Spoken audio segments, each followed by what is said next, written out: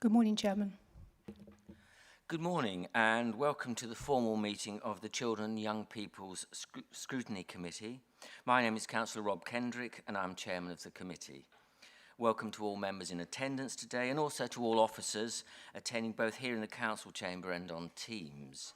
The video feed of this meeting is being broadcast via the County Council's website, and I'd like to welcome members of the press and public who are watching our meeting online today. I'd also like to welcome Councillor Stephen Rowe, Executive Support Councillor for Children's Services, Community Safety and Procurement, who's attending in the Chamber. Also welcome the following senior officers from Children's Services who are present in the Council Chamber today. Martin Smith, Assistant Director, Children's Education, and Janice Spencer, Assistant Director, Children's Safeguarding. Welcome to you. I'd like to begin with a health and safety announcement. There is no fire drill planned this morning. In the event of the fire alarm sounding, we need to leave the council chamber through the rear doors and leave the building through the reception into the front car park. We then need to wait in the car park until further instructions. Can I remind everyone to ensure mobiles and electronic devices are on silent, please? Also, when invited to speak, can you please ensure you switch on your microphone? Otherwise, the officers attending the meeting via Teams and members of the press and public listening to our meeting online won't be able to hear you. If you wish to ask a question during the course of the meeting, please raise your hand and my Vice Chairman, right-hand man here, Councillor William Gray, will make a note of those who wish to speak. If we can now move on to the business of today's agenda, item 1 is apologies for absence and replacement members. Trina, do we have any apologies? Thank you, Chairman. Yes, we've received apologies from Callum Cook, the Reverend Philip Johnson, Church Representative, Mrs Megan Machin, Parent Governor Representative, Miss Alex Sayer, Parent Governor Representative. We've also received apologies from Councillor Mrs Bradwell, Executive Councillor for Children's Services, Community Safety and Procurement, Heather Sandy, Executive Director for Children's Services, and Joe Kavanagh, Assistant Director for Early Help. Thank you, Chairman. Thank you very much, Trina. If we can move on to the next item on the agenda, which is declarations of members' interests. Members of the committee are reminded that they need only declare any relevant interests which have not been declared on their declaration of pecuniary interest forms. Do any members wish at this stage to declare an interest? Okay, thank you. Next item, item 3, is the minutes of the Children and Young People Scrutiny Committee held on the 25th of June this year.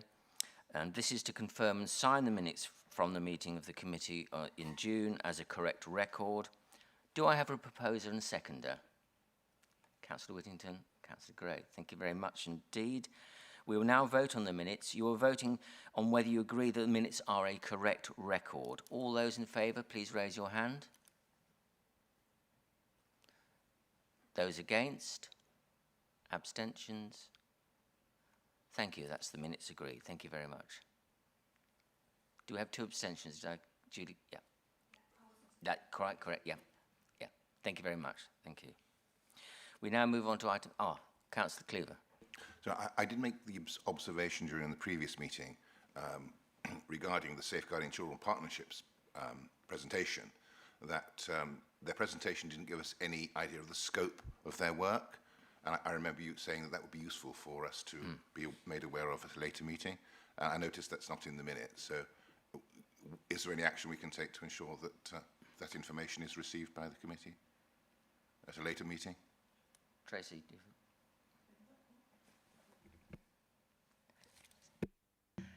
Thank you, Chairman. I think the update in the November meeting will cover those issues. I think that's what they're planning on doing, is covering it in the next update. But I'll remind Chris Cook and I'll remind the officers anyway in terms of actually getting an update on that issue for you. Okay. Thank you.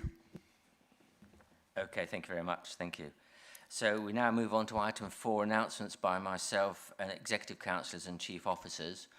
My announcement is that at the last meeting I mentioned that we would have some workshops with each assistant director in children's services. Well, these have now been arranged, and Janice Spencer, Assistant Director Children's Safeguarding, will be holding a workshop on Monday the 19th of July at 11 AM. Martin Smith, Assistant Director Children's Education, will be holding a workshop on Tuesday the 27th of July at 2 p.m.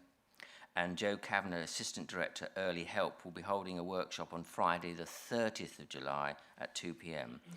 Now, all three workshops will be held on Teams, and appointments have now been sent out to committee members. I would encourage all members of the committee to attend the workshops if you are able to do so. And my final point just to make is that to make everyone aware that I'm intending to have a 10-minute comfort break before item 8 on the agenda today. This is now our usual practice to have a break, which seems to be well received by members, and we've decided to continue with that. If we can move on to Executive Councillor announcements. Are there any announcements from Councillor Stephen Rowe on behalf of Councillor Mrs Patricia Bradwell? Thank you, Mr Chairman. Got it. Thank you, Mr Chairman.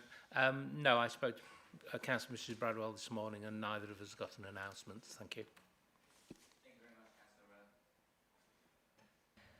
Are there any Chief Officer announcements from Martin Smith or Janice Spencer on behalf of Heather Sandy, Executive Director, Children's Services?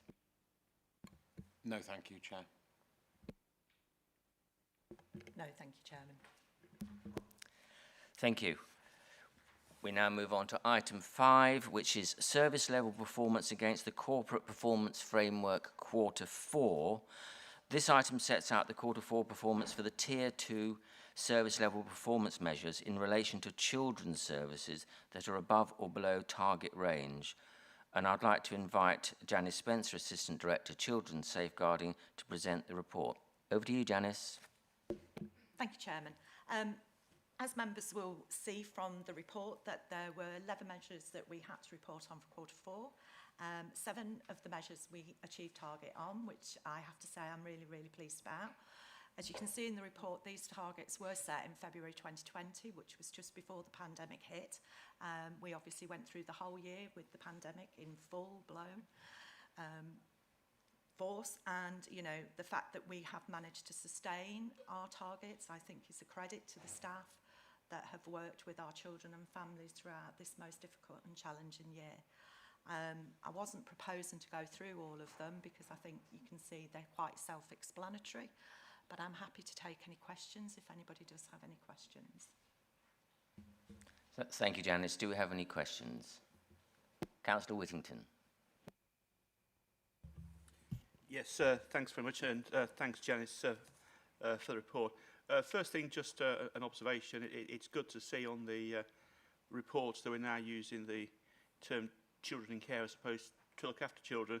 But I noticed that on one of the historic graphs on top of page 14, it's still got looked after children on there. So but it is great because I know that there was debate around this in the previous council, and in the end we actually asked the children themselves what term they preferred, to be used, which I think is really important. Just one sort of general comment as well on the time for children in care and adoptive families. It's really pleasing to see that despite the pandemic, there's not, the performance indicators are holding up really well because I'm obviously aware that during the pandemic there was a lot of pressure on foster parents and also on adoptive parents, and pleased to see that the indicators were actually being met. But the focus of my questions really is on the ones that due to COVID-19 we can't report on, and they're the ones really around education. From sort of, where are we? They start, sorry, just from page sort of 23 onwards. And it's interesting that obviously some of them, obviously because of COVID, haven't been reported, haven't been met. But I obviously, and I think the report alludes to the fact that over time we'll gradually be able to start receiving the data again to actually move forward and start reporting on these. But I did read, I think it was in the paper this week, or maybe in the end of last week, that there's a report out that indicates that potentially because children have lost potentially have had a year of education, that actually we may not see a return to, I want to say the word normal, perhaps maybe 5, 6, 7, or even longer, because children of all ages potentially have been affected. It's going to take an awful lot of catching up. So really a question around how long do we think it is before those stats start to become comparable again? And is there any mitigation that we can kind of include within them, to take account of that fact that it won't be simply a case of, oh, next year children will be taking GCSEs and A-levels again, but potentially those children are currently, well, any age really, until they work through the education system, there is going to be this long tail effect. So just some reassurance around that. Thanks. Thank you, Councillor Whittington. I'm going to hand that question over to my colleague Martin Smith, who is the Assistant Director for Education. Better placed to answer, I believe.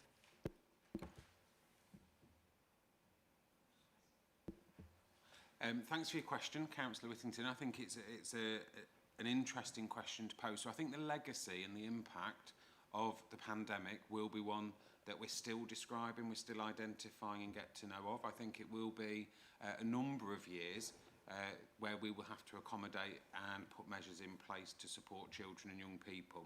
The one thing I would highlight is that the focus of recovery is being held centrally by the Department for Education. During the pandemic, Ofsted's role, although not inspecting, was around getting under the skin of provision, potential impact, what might need to be done in the future to support children and young people in terms of recovery from the pandemic in terms of educational standards. You'll be aware that there was a national review. Sir Kevin Collins led that piece of work, and that's been published as an interim arrangement for educational recovery, offering £1.4 billion worth of support nationally. Within that, that covers early years, developing 500,000 teachers with speech, language and communication skills. It also funds the National Tuition Programme for schools to choose as to whether or not they want to get tutors into the building to support those children and young people, or use the resource to access their own provision.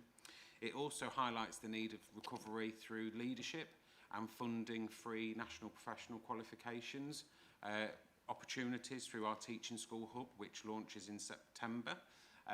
So that will support some of it. I think that we still need another year's worth of understanding of the legacy, because every child has had a different experience. There are children who've attended school due to vulnerabilities throughout all of this. There are children who have been in and out of school due to bubble closures, and so gone from face-to-face teaching to online teaching regularly, and that undoubtedly changes the experiences.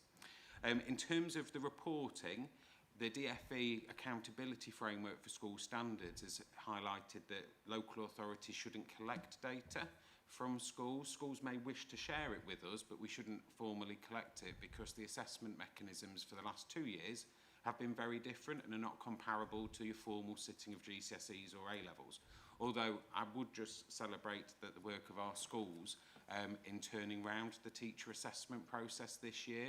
It was quite late before clarity was given for them on how to deliver this, but they have done it. They submitted all of their data by the deadline for their children's results. So we're hopeful, and we wish the children and young people who are getting their results in early August all the very best.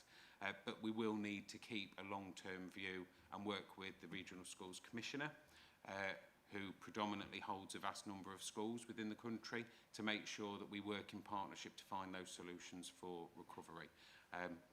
And we would hope next year's data will begin to come through. It's currently under consultation. A consultation was launched on Thursday up to the 1st of August about Key Stage 4 and Key Stage 5 assessments for next academic year. So hopefully we will begin to get towards the usual assessment regime that we're used to in the past. Councillor Gray, do we have any other questioners? We have, Mr Chairman, yes, and Councillor Carter wishes to speak. Thank you, Chairman.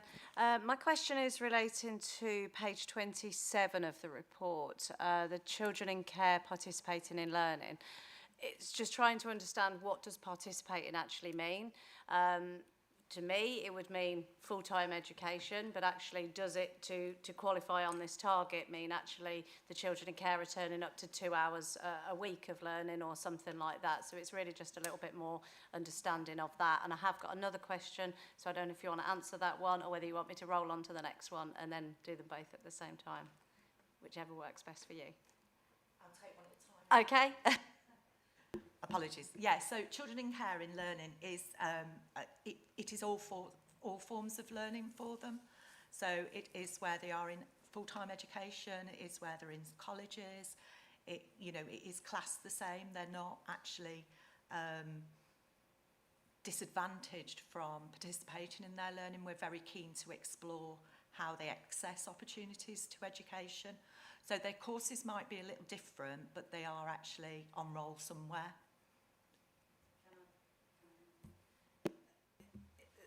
Okay, so someone could be registered to be on a course, but actually they may not actually be turning up and attending. So I think I'm trying to really understand really truly what level actually means that they fall into a positive target there, I think. I'm happy to go away and get some further information to kind of answer that question for you, if that's all right, Councillor Carter. Thank you. And the second question relates to, on page 29, the care leavers in suitable accommodation. Again, my assumption would be that we would be supporting a care leaver at the age of 18 to move into suitable accommodation. So although the target and the reached figure is very high, what are we missing on the ones that aren't in suitable accommodation? How is that happening? Thank you. So the government has very clear criteria around what is suitable accommodation, and quite rightly, obviously being in prison wouldn't be classed as suitable accommodation. So we don't have many young people, I want to reassure you, that are in that environment, but we do have some. Sometimes we have young people who go back to their parents' home, and we wouldn't class that as suitable accommodation either. But the majority of our young people are in supported living arrangements, so they're like staying put, so they've been with their foster carers, but they're now remaining with their foster carers under what we call a staying put arrangement, or we've supported them in independent living accommodation. So all of the arrangements that they're in are suitable. The ones that we deem and the government deem are not suitable is, and we're a bit more, the government don't necessarily see being back home with your parents as unsuitable, but for us, for some young people, it is not suitable. But obviously, given their age, there's nothing we can do about that. So I'm fairly confident that actually the percentage of our care leavers in suitable accommodation is accurate and reflects that. Some of them even have their own tenancies as well. And the district councils, I have to say, just have been marvellous. The support that we receive across from all the 7 districts is very supportive to our children in care and care leavers. Councillor Gray, do we have any other speakers? Yes, Councillor Cleaver wishes to speak. Could I just say that having the comparative statistics in all of these measures is very, very useful, but could you just explain exactly what a statistical neighbour is, please? Yes, apologies. Yes, so the statistical neighbours will be neighbours that are aligned with us, and so ours are Nottinghamshire, Shropshire. I think we've recently inherited Northamptonshire. I'd have to check because they've just changed recently. So it's where you can measure the statistic by similar local authorities rather than just so they do what they call All England, which is a measure across everybody, and then they group local authorities with what they class as statistical neighbours. So your statistics would be similar to there. So percentage of children per 10,000, hopefully that. Councillor Gray, any further questions? Yes, Councillor Mrs Kelly.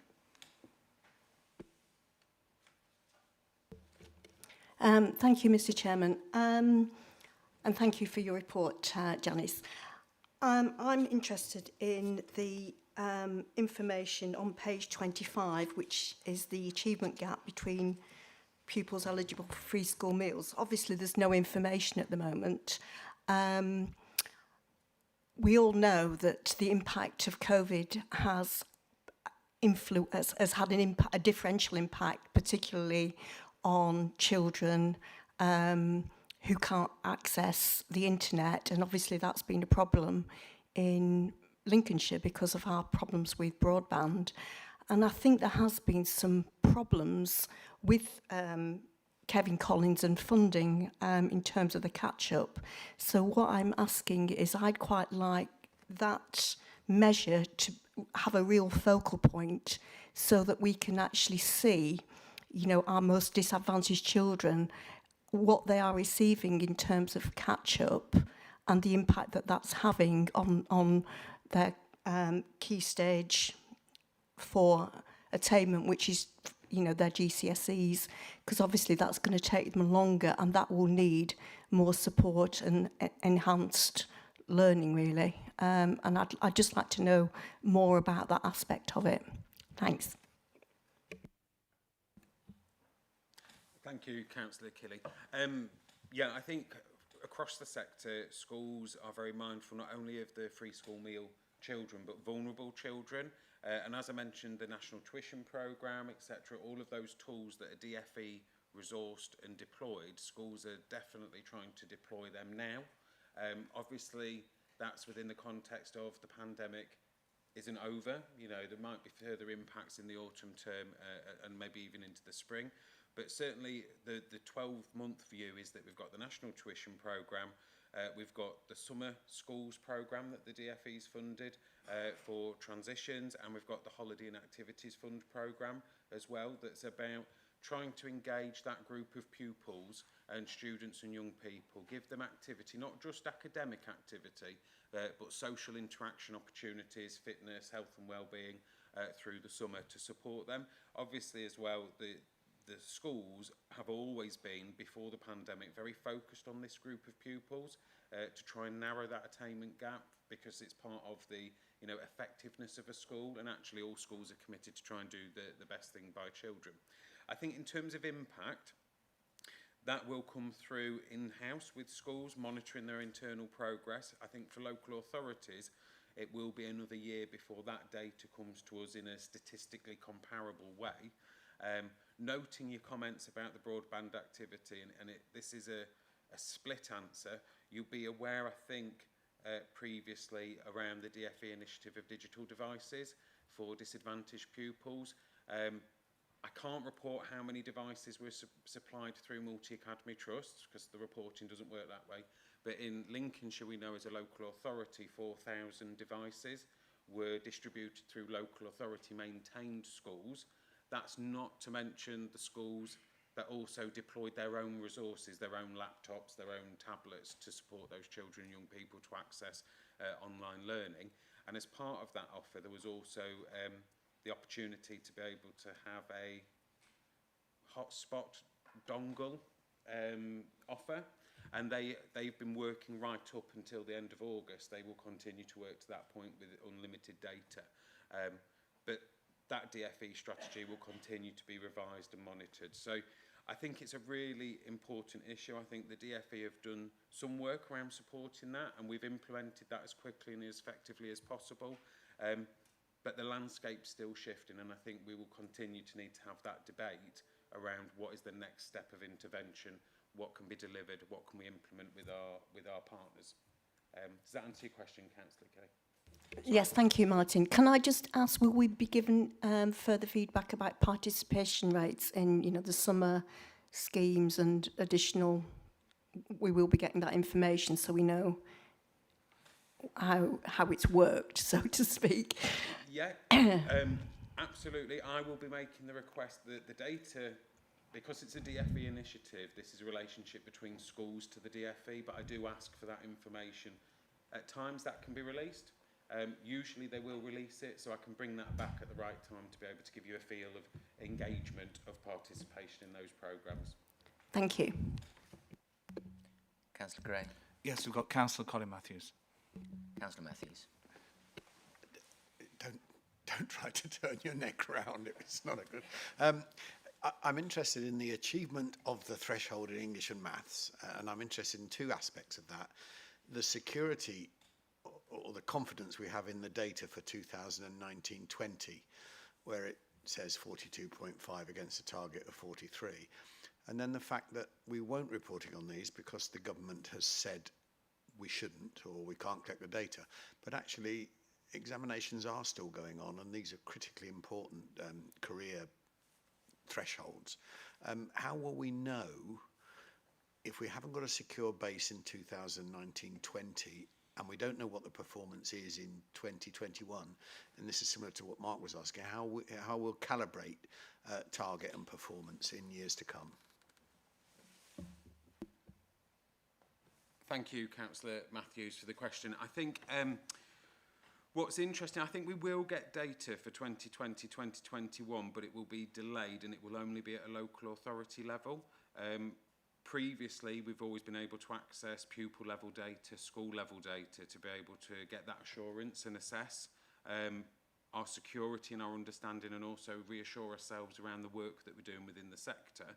I think the schools have accommodated and delivered the teacher assessment grades really well. They've been more informed this year with slightly more time to be able to deliver those assessments and examinations in some cases in-house well. We still have good contact with our secondary schools. Our secondary schools have spoken to us about their measures around supporting the assessment process, but also some of the broader activity that they've undertaken. So it is teacher assessment, but it hasn't just been teachers in a room. We've been assured that they've been doing moderation, sharing the practice, standardising across a school, and in some cases across a multi-academy trust. And I think schools have been really clear and are aware of the impact of these assessments on future choices. And so they've been very carefully considering the evidence that they've got to formulate the gradings for those children and students for their next steps.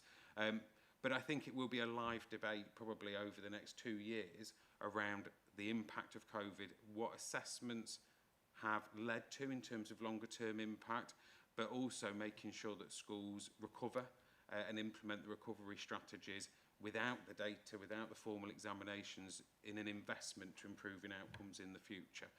So I note your comments, and I think there are questions, but there are questions that we'll have to keep revisiting, but there is a level of assurance provided to us from the DFE.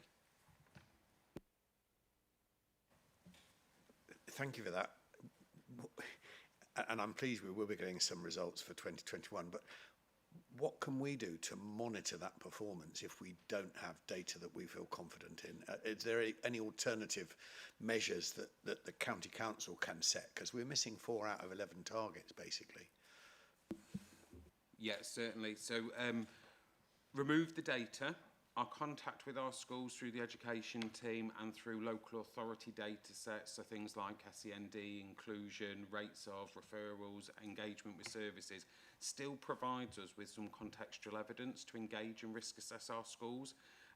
What we have found when we talk to schools, although we can't request the data by our natural conversations around school improvement, schools are very forthcoming in saying we're worried about this curriculum, we're worried about this in terms of in-house data, and so we deliver that school improvement. So our usual contextual conversations still enable us to assess risk, support, monitor and challenge our schools as per our school improvement strategy, and still enable us to escalate. But we are very clear that we have to take it in the round at the moment and give some understanding that the schools have delivered things that they've never previously delivered, had to launch online learning. So we are able to use our in-house statutory function data to assess how a school is delivering its provision. Thank you, Martin. Councillor Gray, do you have any further questions? Yes, Councillor Whittington. Yes, thank you, Mr. Chairman. Thanks for allowing me a second question. It's concerned with the stats on juvenile offending and reoffending from page I think it's 31 onwards, and I noticed that again it's like with the education stats, the data's not available from the Youth Justice Board. I guess that's due to COVID, but yeah, thanks. Now again, it's probably a similar question to sort of the one I asked previously and the one that Councillor Matthews has just asked, because I know that we do an awful lot of intervention work around juvenile offending and reoffending. And obviously, it's going to be difficult to see how effective we've been if we just use the Youth Justice Board figures, especially if they're going to be late. But I'm just wondering if, again, it's quite similar to the previous question, if there's anything any data internally that we've got, that we generate, to give us assurance that we can monitor those levels in the absence of the Youth Justice Board stats. Thanks, Mr. Chairman. Thanks, Councillor Whittingham. I wouldn't be able to answer as articulately as Martin has, because this is not an area of my expertise. I'm fairly confident that we have the joint diversionary panel data, and we do work very closely with the police. So I could ask Andy Cook, our head of service for youth offending, if he could provide you with that level of detail of the information that we do collate, and there will be information that we do, but I don't have that at my fingertips. Is that okay? Thank you. Yes, could that be sent to all members of the committee, please? Thank you very much. Thank you. Do we have any further questioners, Councillor Gray? No further speakers, no.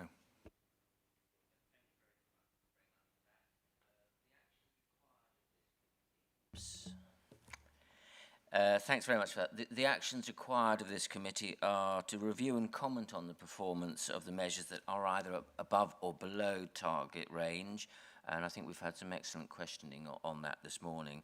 I therefore propose that the committee has reviewed the report and is satisfied with the performance of the measures that are either above or below target range. Can you please raise your hands if you agree?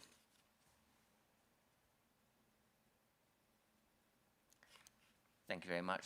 That is agreed. If we can now move on to item 6 on the agenda, which is proposals for scrutiny reviews. This item considers the request made by the Overview and Scrutiny Management Board on the 17th of June this year, that each scrutiny committee identifies potential topics for in-depth scrutiny reviews, which will be undertaken by the 2 scrutiny panels. The report invites the committee to identify potential topics for scrutiny reviews for consideration by the Overview and Scrutiny Management Board on the 30th of September. And I'd like to invite Tracy Johnson, Senior Scrutiny Officer, to present the report. Over to you, Tracy. Thank you, Chairman. Yes, as the Chairman just said, the Overview Scrutiny Management Board, at its first meeting on 17th of June, had a report on proposal for scrutiny reviews and decided to request each individual scrutiny committee to actually identify items as well to bring back to the board in September. Having consulted with the Executive Director of Children's Services and the Assistant Directors, 2 potential topics have been put forward on young carers and restoring family relationships, and further information on both of these are included in the report. So members are invited to consider both of these potential topics and to also put forward any additional topics that they would like to put forward, considered by the committee. The committee is then requested to decide if it wishes to put any of these suggestions forward to the board for its consideration. And the board will then consider all suggestions from all the scrutiny committees at its meeting on the 30th of September with a view to making a decision on which of the reviews will be approved. Thank you, Chairman. Thank you very much, Tracy. Councillor Gray, do we have any speakers? Councillor Whittington. Councillor Whittington. Thanks, Mr. Chairman, and thanks Tracy for presenting the paper. I think these scrutiny reviews of the panel work that they do is very, very valuable. I know in the previous council we did a very excellent one on transitions, which for those members who weren't on the committee in the previous council, it explored the transition of young people when they're sort of 18 from children's services into adult services to make sure that it was a seamless process of transfer across. And I think that panel did some very, very useful work and produced a very, very good report. So I think the value of these scrutiny panels is invaluable because it does allow you to do a deep dive into a subject. In terms of looking at both of these, I think both of these cover some really, really important areas. You know, young carers, especially at the present time with COVID. I know we have an awful lot of young carers out there who for various reasons are having to juggle school and supporting parents and other siblings, and there must be tremendous pressure on them. So I certainly think that's one of great value and one that we potentially should consider recommending. And again, I can see a lot of merit in the second one as well, restoring family relationships. I think that kind of goes back to a question that was asked when we're looking at the performance around homelessness and 16 to 17-year-olds and trying. So I think both. So for me, both of these have got tremendous value. I'm just wondering if possible if we could recommend that both of these go forward, because these scrutiny reviews, they take about 6 months each. There's 2 panels, so potentially over the next 4 years there would be scope for both of these items to be considered by a panel. Thank you, Mr. Chairman. Thank you, Councillor Whittington. I think Tracy has the answer to your question. Thank you, Chairman.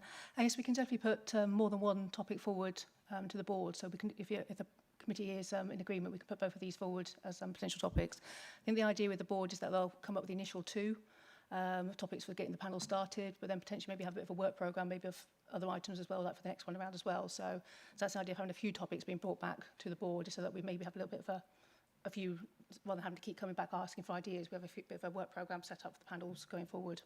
Okay. Thank you, Tracy. Councillor Grave, any further questions? Councillor Cleaver. Councillor Cleaver. Thank you. I was very surprised to see earlier in the week the statistic that there's 80,000 job vacancies in Lincolnshire at the moment. And it occurred to me that there will be a goodly number of school leavers in the county who will be entering the employment market for the first time this summer. And it occurred to me that to ask the question whether that was something which would be a valid in-depth scrutiny review in terms of the relationship between our youngsters, our 18-year-olds entering the job market, and the number of vacancies that exist in the county, and any mismatch between the two and what remedial action can be taken. There's 2 prongs of this. There's young people having the appropriate skills to enter the job market and be successful in that, and of course the economic consequences to the economy of the county of having 80,000 vacancies, which is clearly slowing our economic growth. And I thought that might be a useful thing because it crosses those boundaries across different areas of the council's responsibilities. Thank you for that. I was just wondering, though, whether that might be crossing over into the territory of economic development and so on. Sorry, Martin, you wanted to come in. Yeah, thank you, Chair. I think it's a really good point, and I think it's a really good question. I think we'd probably have to consider where it would fit, because within the educational side, we kind of go up to 16 for mainstream, up to 25 for SEND. The local economy and employment remit sits within the place directorate, so we probably need to navigate a brief on where it would best fit to give the information and learning that you would want, I would suggest. Thanks very much, Martin. Yes, we don't want to tread on their toes necessarily, but I appreciate the comment. It's a very valid comment that you've made, Councillor Cleaver. Thanks very much. Do we have any further questioners? No further questions. Well, thank you very much for that. We've been asked to consider whether to make any suggestions for in-depth scrutiny reviews for consideration and decision by the Overview and Scrutiny Management Board on the 30th of September. I think based on today's discussion, I propose that the committee puts forward the following topics for consideration by the Overview and Scrutiny Management Board on the 30th of September. And I think the 2 topics, the ones that we've been looking at this morning, Councillor Whittington suggested, could we do 2? And it's been confirmed by Tracy that we can put 2 through. If members are in agreement with that idea that we put 2 through, obviously we don't want to put too many through, otherwise it's going to overload the system, as it were. But if you are in agreement that we put both forward, if you'd indicate by showing your hands, please. Thank you. I think that is agreed. Thank you very much. And thank you, Tracy, for that report. We now move on to item 7, which is the Children and Young People Scrutiny Work Programme. This item sets out the committee's work programme for 21-22. And I again would like to invite Tracy, Senior Scrutiny Officer, to present the report. Over to you, Tracy. Thank you, Chairman. I have no amendments to announce today for the work programme. So the committee's next meeting is on the 3rd of September, where you're having 3 items. One is in relation to the Family Adoption Links Regional Adoption Agency Progress Update. That came through last year for decisions, reporting on the first year of it being in place. There's also the Quarter 1 Service Performance Report. So that's all relates to the Quarter 4 one we've just been discussing. So that's the Quarter 1 for 21-22. And there's also another exempt report on the expansion of St Lawrence's School, Horncastle, and this relates into the other two items on our agenda shortly. Thank you, Chairman. Thank you, Tracy. Councillor Gray, do we have any speakers on the work programme? Yes, Councillor Matthews. Councillor Matthews. Thank you, Chair. We've got these quarterly reports coming up, and I wonder if in advance of those quarterly reports being prepared, if there are any future measures that can't be recorded on because of data being warped by COVID, could we have an informal LCC status report on the areas rather than having nil, please? Thank you. Tracy. Yes, I can speak to the officers and see if we can do something around that for you. Thank you. Do we have any further comments, Councillor Gray? No further speakers. Thanks very much. Again, the actions required of this committee are to review and agree the work programme as set out in the report, and secondly, to highlight for discussion any additional scrutiny activity which could be considered for inclusion in the work programme. I propose that the work programme is agreed with the comments made earlier as regards reporting. And can you please raise your hands if you agree? I judge that is everyone in agreement. Thank you very much. We now move on to consideration of exempt information. Items 8 and 9 on the agenda contain exempt information, and we will now need to vote on whether we go into private session.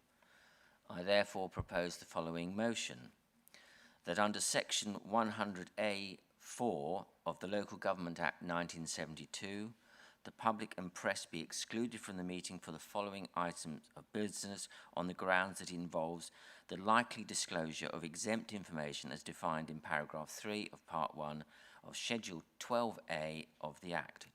Do I have a seconder? Councillor Whittington. Thank you. All those in favour, please raise your hands. Any against? Any abstentions? Thank you. That is all agreed. We will now